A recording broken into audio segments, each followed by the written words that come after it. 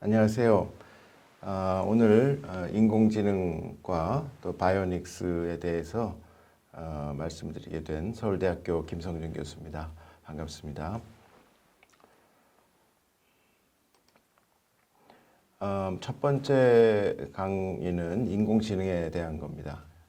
그래서 한 20-30분 저와 함께 하시도록 하겠습니다.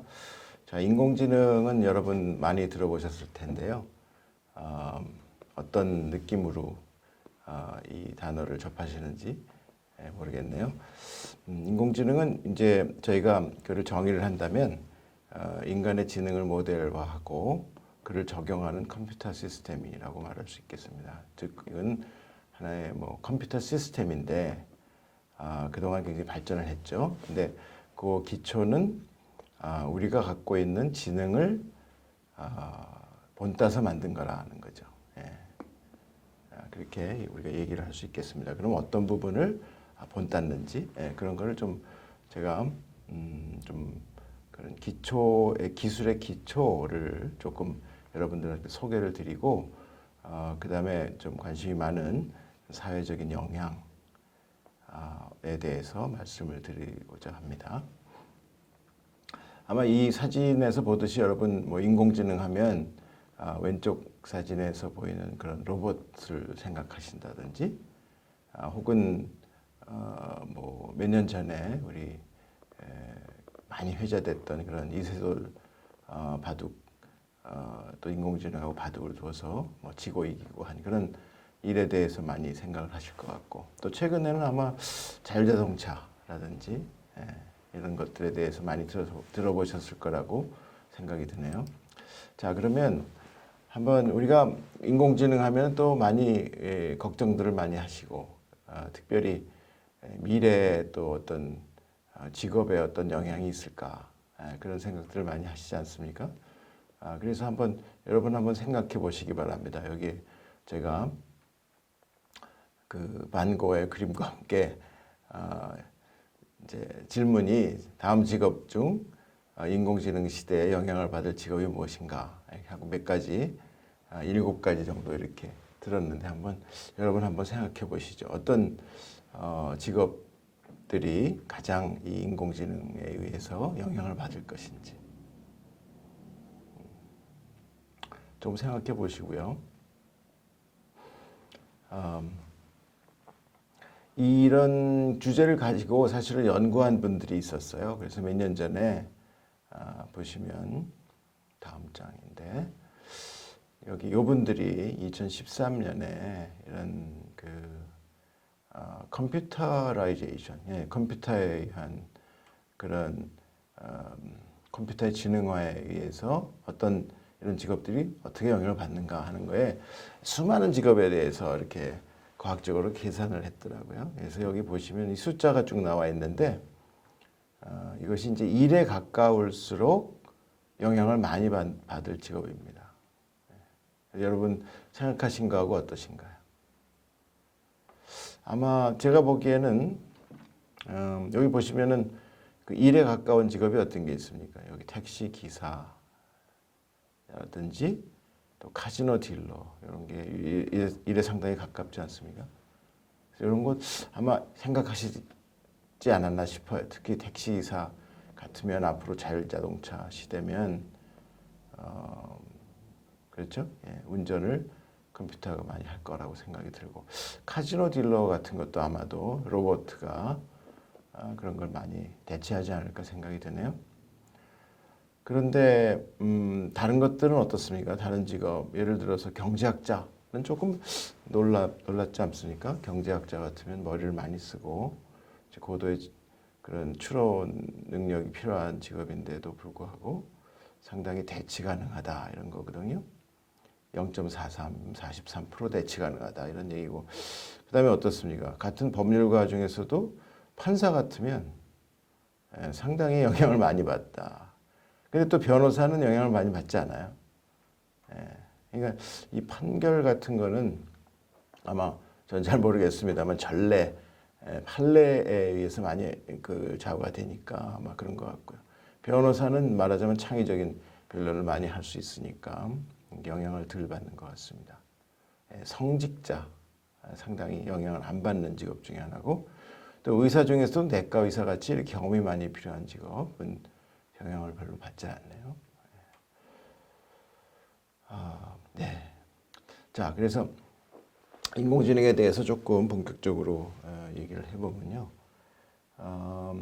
인공지능의 효시라고 하는 것은 상당히 시간이 오래됐습니다. 1950년대에 들어보신 적이 있을 것 같은데 앨런 튜링이라는 그런 수학자가 계셨습니다.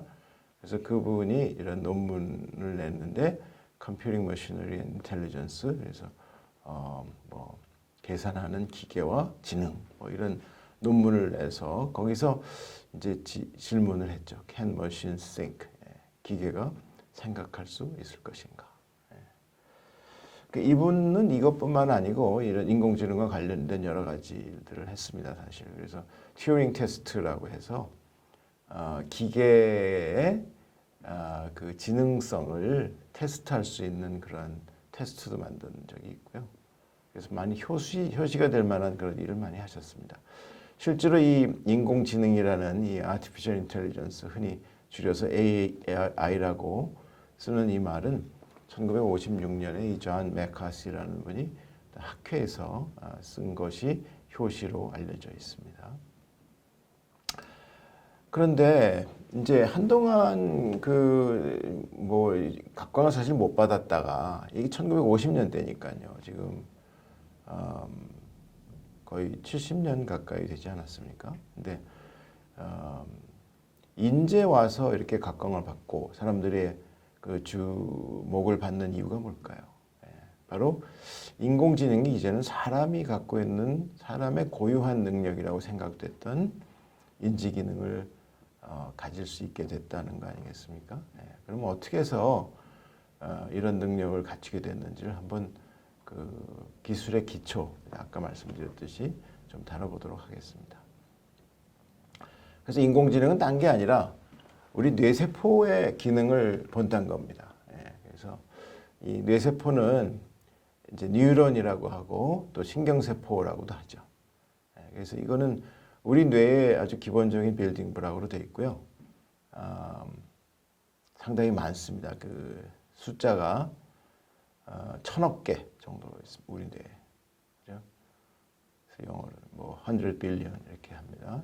10의 11승계 이렇게 한 1000억 개 정도 되는데 그 신경세포들이 서로 연결이 되어 있습니다. 그럼 한 개가 다른 신경세포 몇 개와 연결이 됐냐를 보면 더 놀랄 수밖에 없죠. 그 한 개가 다른 1000개의 다른 신경세포와 연결이 되어 있다 이렇게 보고 있습니다. 그러니까 그 시냅스라고 하는 그 연결 부위가 그 숫자로 하면은 100조 개 정도 이렇게 됩니다. 그게 우리 뇌 속에 들어있다고 생각을 하는 것이죠.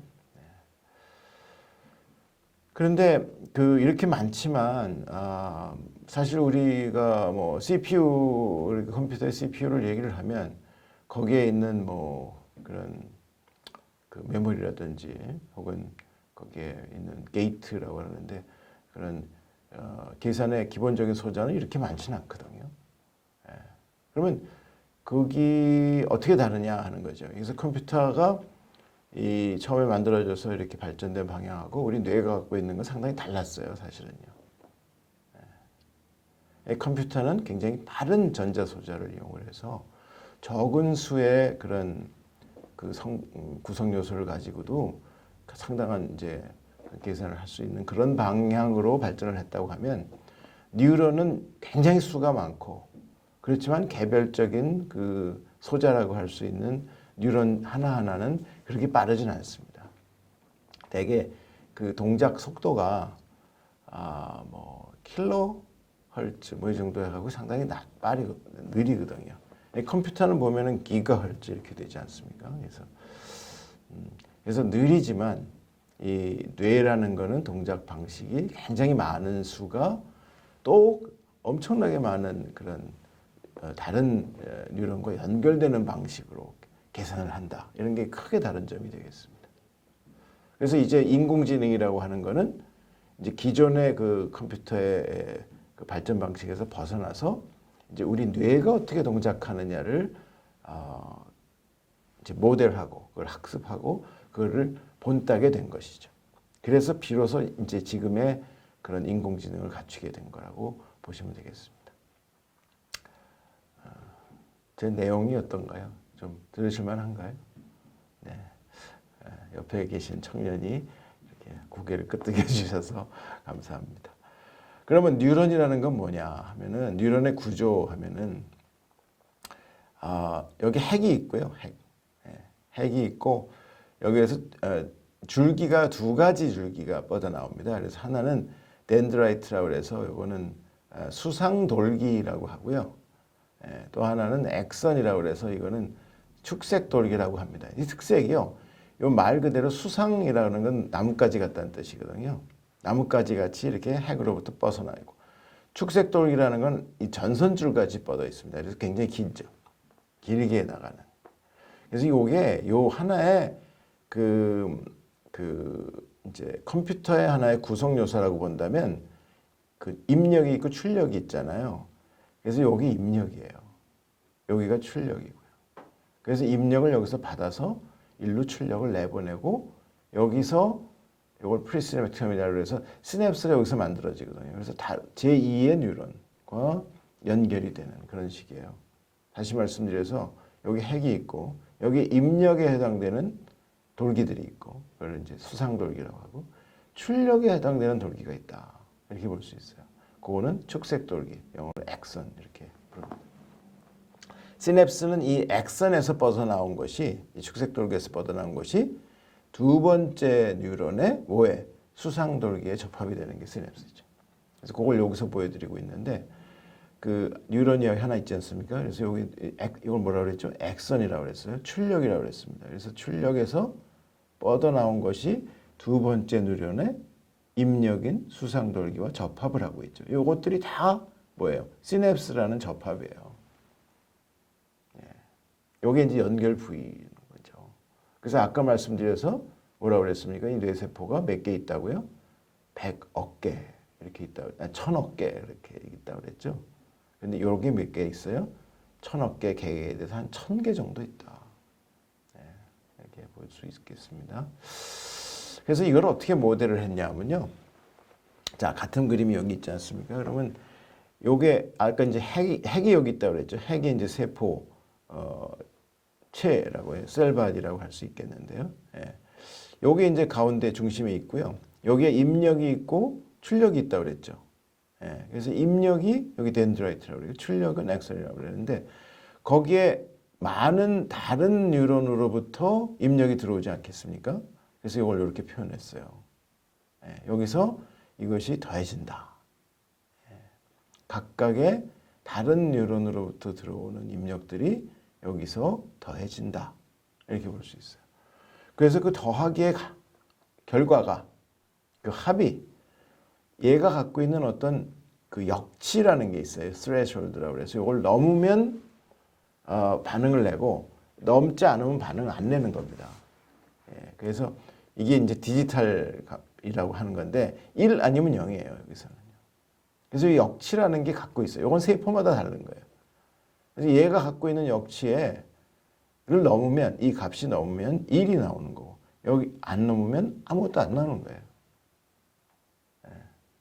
그러니까 우리가 여러분들이 이제 지금은 전자공학에 대해서 일반인들도 상당히 익숙해지셨는데 아날로그가 있고 디지털이 있잖아요. 아날로그 신호는 뭐예요?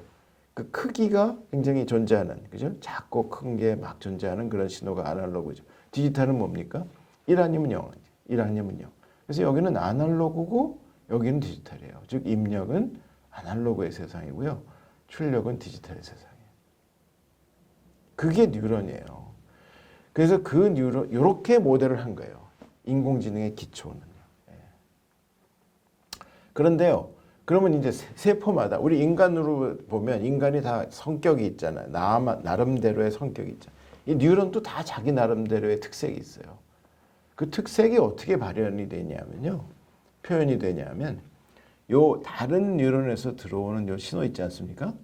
요 신호에 가중치가 있어요. 가중치. 요게 그대로 다 들어오는 게 아니에요.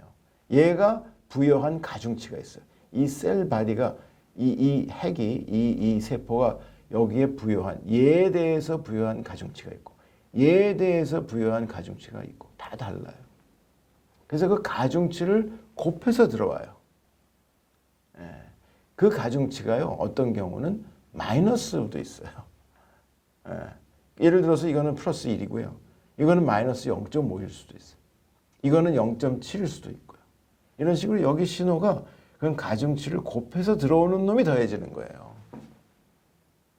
그러니까 우리가 인간으로 보면 여러 가지 입력이 들어오는데 우리가 그 입력을 다른 사람들하고 교제할 적에 그 사람이 뭐 나한테 연락을 했다 그러면 그죠? 어떤 사람이냐에 따라서 내 반응이 달라지지 않습니까? 똑같은 거예요. 어떤 전화는 이렇게 보고 광고 전화다 그러면 요새는 안 받잖아요. 그럼 가중치가 제로인 거예요. 그거는요. 어떤 전화는 너무나 반가워서 받죠. 그럼 가중치가 1인 거고요. 그런 식이에요. 그리고 그것을 가지고 출력을 낼 적에 얘가 갖고 있는 스레숄드라는 게 또 있어요. 그래서 이 값이 자기가 갖고 있는 어떤 값을 넘어야 비로소 내가 반응을 내고 나는 거예요. 그죠? 그런 거로 돼 있습니다. 그래서 요거를 수학적으로 이제 모델을 하기 시작했어요. 그래서 요게 보세요. 요게 그 여러 가지 인풋이 들어오는 걸 요거 x로 표현했고요. x0, x1 요건 다른 뉴런들이죠. 그래서 들어오는데 요 w라는 게 weight, 즉 가중치입니다. 그래서 가중치가 쭉 있고요. 요건 threshold라는 역치가 되죠. 그래서 역치를 넘으면 어떻게 되겠습니까? 반응을 내고 1이고 역치보다 적으면 반응을 내지 않는. 그래서 간단하게 이렇게 표현했습니다. 그래서 이 값이 어떤 값보다 높으면 1이 되고 아니면 0이 된다. 이렇게 됐어요. 그게 하나의 뉴런이에요. 그걸 뭐라고 그러냐면 퍼셉트론이라고 했어요. 이런 뉴런의 수학적 모델 이름이 퍼셉트론이에요. 그래서 이게 이제 어떻게 보면 처음에 이 컴퓨터는 이런 식으로 발전을 안 했다고 그랬잖아요. 그래서 이거를 이제 대폭 개념이 바뀐 거죠. 아, 이건 새로운 컴퓨터다.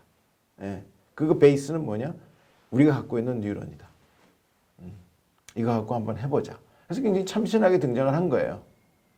그런데 이게 지금에서야 각광을 받았다고 말씀을 드렸지 않습니까? 그러니까 그동안에 사실은 잘 안 됐어요.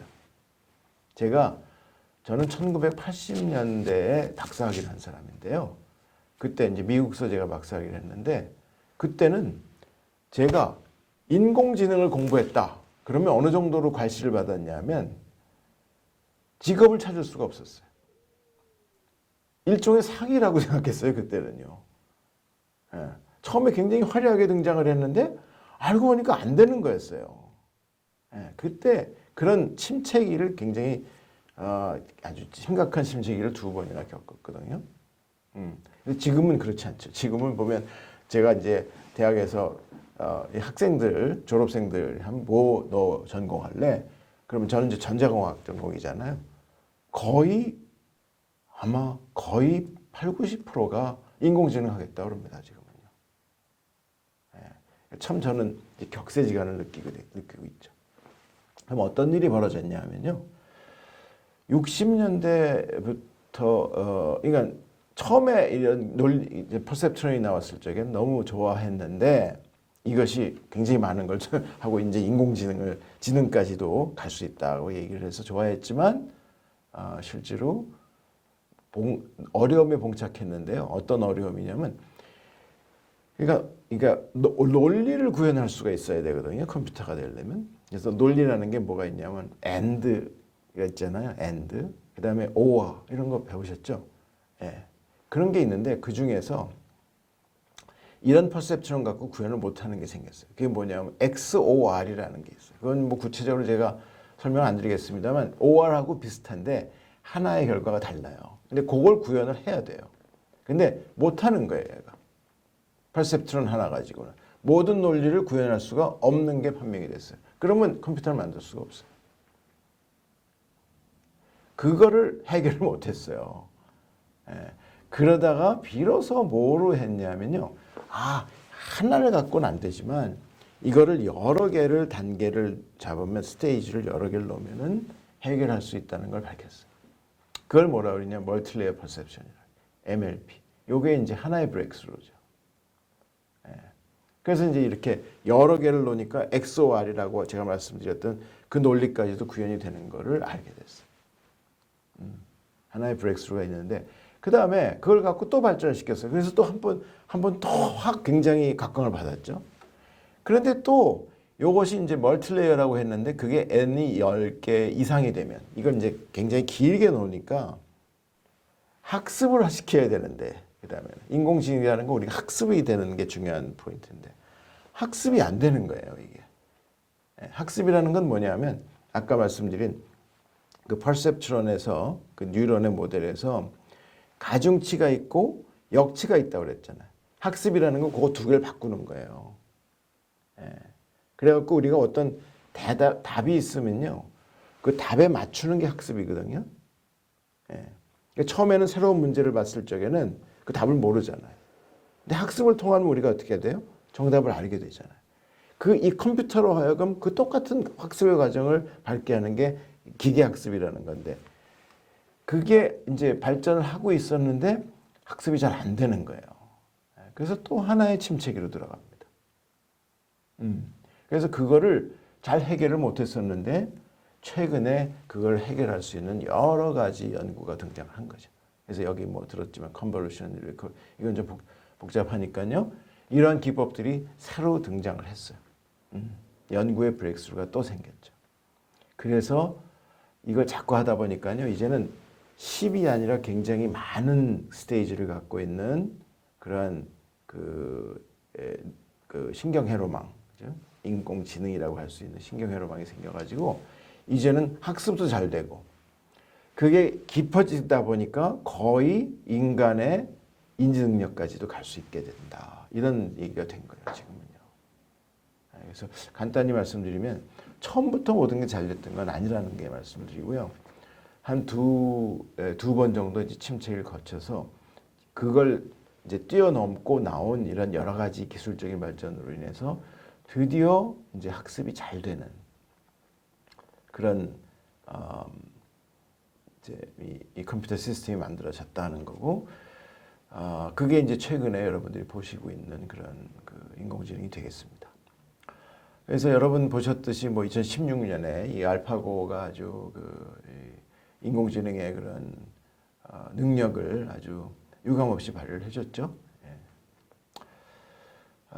그래서 이런 그 새로운 기법들의 등장도 중요했지만요. 제 생각에는 이런 것들이 사실은 계산을 빠르게 해야 그 실시간으로 할 수 있어야지 좋은 거잖아요. 그래서 그 실시간을 할 수 있을 만큼 반도체나 컴퓨터 하드웨어의 발전이 크게 일어났다는 것도 매우 중요하다. 이렇게 볼 수 있겠습니다. 자, 이제 기술에 대한 거는 조금 말씀을 드렸는데 잘 이해하셨는지 모르겠습니다. 제가 현장이었다면 여러분의 질문도 받고 그래서 차근차근히 또 재미있게 할 수 있었을 텐데 지금 비대면이기 때문에 이 정도를 할 수 있는 거 양해하시고요. 이제 조금 사회적인 영향에 대해서 조금만 말씀드리고자 합니다. 저는 뭐 이게 전공 분야는 아니지만 이것저것 제가 이제 논문이라든지 이런 걸 보고 그런 결과를 조금 말씀드리고자 합니다.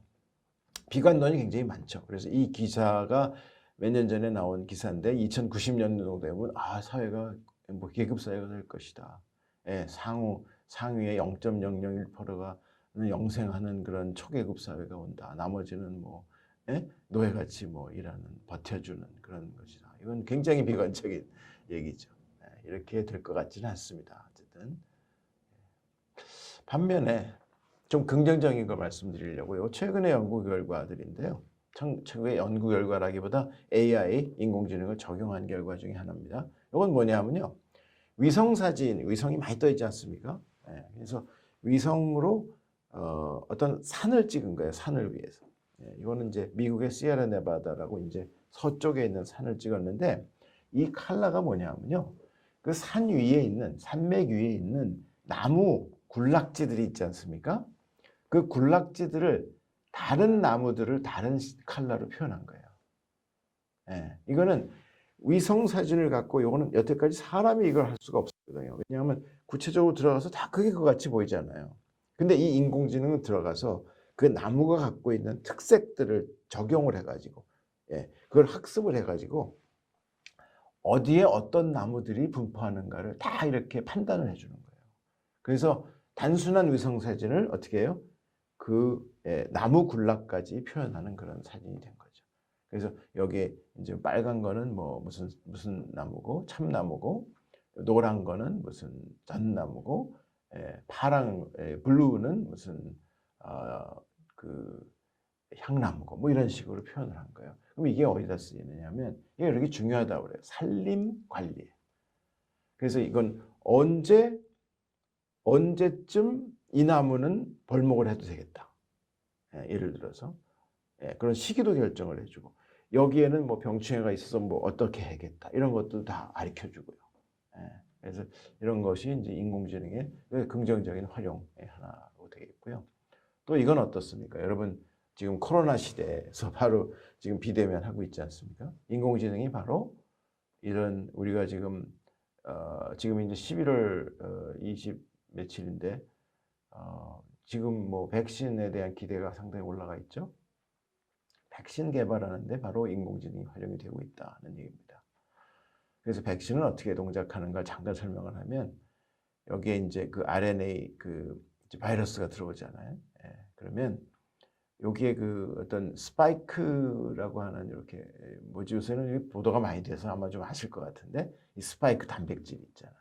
요것이 이제 요게 코로나 바이러스입니다. 그래서 여기 들어오면 어떤 세포들, 특히 우리 이제 상기도에 있는 세포들이 요게 이제 그 민감하다 그러지 않습니까? 여기 리셉터가 있어요. 요 스파이크 단백질에 맞는 리셉터가 있어서 그게 맞으면은 얘가 이 세포막이 융합이 되면서 들어오는 거죠. 걸리는 거죠, 이제 병에. 그러면 얘가 이 세포가 이제는 이 RNA에 그 지배하에 놓이게 됩니다. 그래서 이 공장 노릇을 합니다. 그래서 RNA를 이렇게 다시 복제를 해가지고 많이 만들고, 또 여기 스파이크 단백질도 얘가 또 만들어줘요.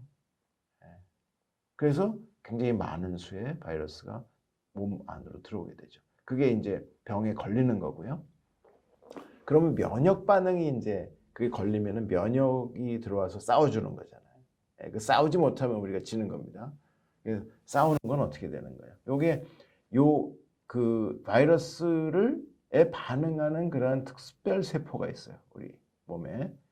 그래서 요 세포가 하는 일이 뭐냐면 요 바이러스를 감쌉니다. 우선 감싸가지고 항원이라는 걸 만들어줘요. 항원은 이 바이러스의 일부예요.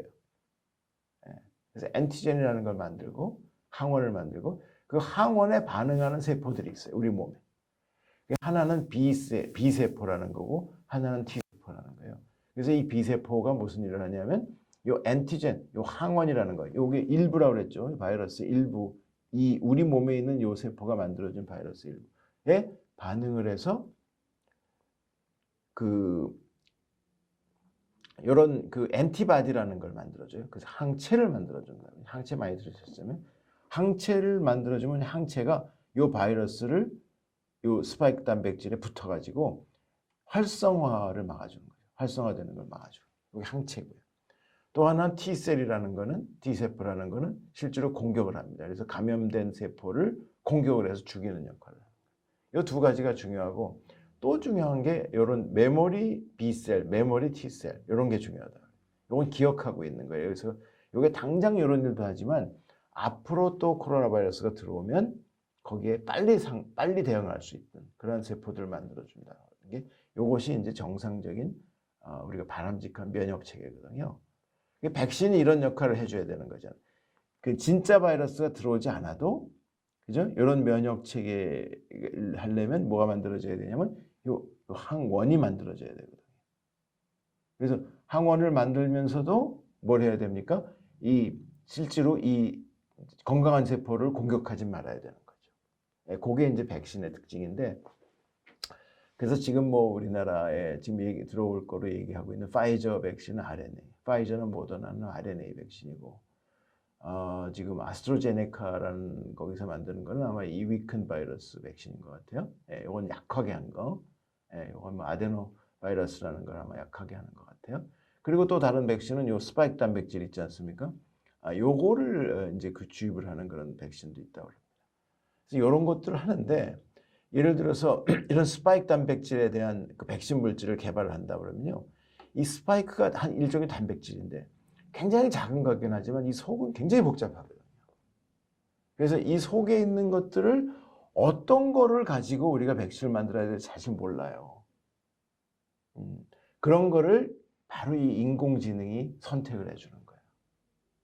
예. 그래서 굉장히 많은 것 중에서 요거는 앞으로 이런 건전한 면역 반응을 일으킬 가능성이 많은 것이 어떤 것인가를 선택을 해주는 거예요. 그래서 타겟 1은 뭐 70%다. 2는 80% 이런 식으로 퍼센트를 해줘서 이것이 높은 거를 선택하게 해주는데 바로 우리가 지금 얘기하는 인공지능이 활용이 되는 거죠.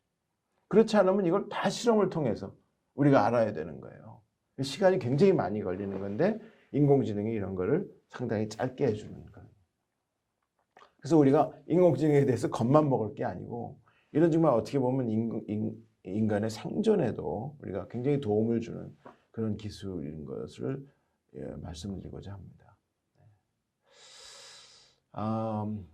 그래서 이제 인공지능의 확산에 대해서 낙관론도 제가 이제 말씀을 드렸는데요. 아마도 여태까지 요새 4차 산업혁명이라고 하는데 1, 2, 3차를 산업혁명을 겪을 때마다 사실은 이런 우리가 갖고 있는 비슷한 그런 그 두려움이 많이 있었거든요.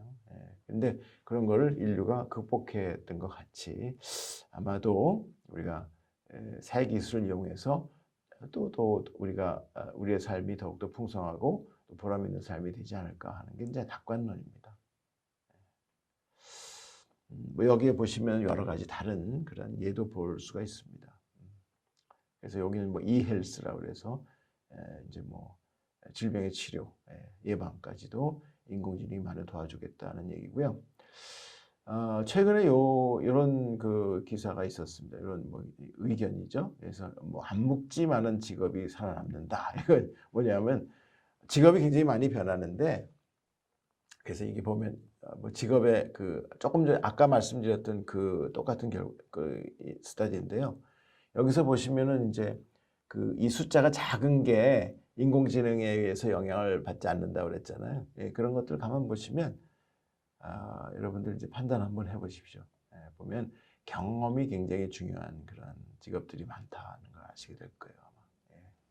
그래서 안목지라는 거는 우리가 학습이나 특히 경험을 통해서 우리 몸에 체화된, 우리 몸에 익숙해진, 우리가 그냥 몸으로 알게 된 그러한 그 지식을 안목지라고 하는데 그런 직업이 앞으로의 그 살아남을 뿐만 아니라 이제 많은 분들이 이제 선호하는 그런 직업이 될 것이다.